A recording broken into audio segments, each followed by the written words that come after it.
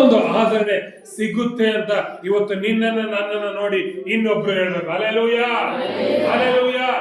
ಅವತ್ತು ಯೋಹಾನ ಹುಟ್ಟಿದಕ್ಕೆ ಬಹು ಜನ ಸಂತೋಷ ಪಟ್ಟರು.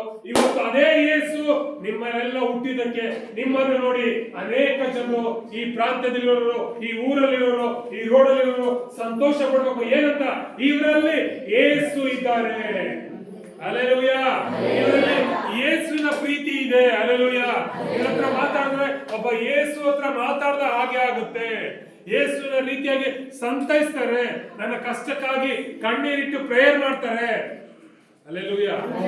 ಏನೋ ಸಹಾಯ ಮಾಡ್ಬೇಕಾಗಿಲ್ಲ ರೀ.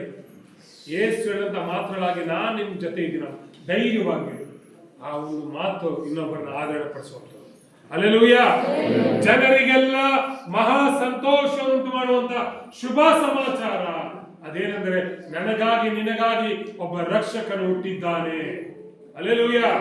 ನಮ್ಮ ಪಾಪಗಳನ್ನು ಹೊತ್ತುಕೊಂಡು ತೀರಿಸುವುದಕ್ಕಾಗಿ, ನಮಗೆ ವಿಮೋಚನೆ ಕೊಡುವುದಕ್ಕಾಗಿ, ನಮಗೆ ಬಿಡುಗಡೆ ಕೊಡುವುದಕ್ಕಾಗಿ ತಂದೆಯಾದ ದೇವರು ತನ್ನ ಒಬ್ಬನೇ ಮಗನನ್ನ ಈ ಲೋಕಕ್ಕೆ ಕಳಿಸಿಕೊಟ್ಟರು.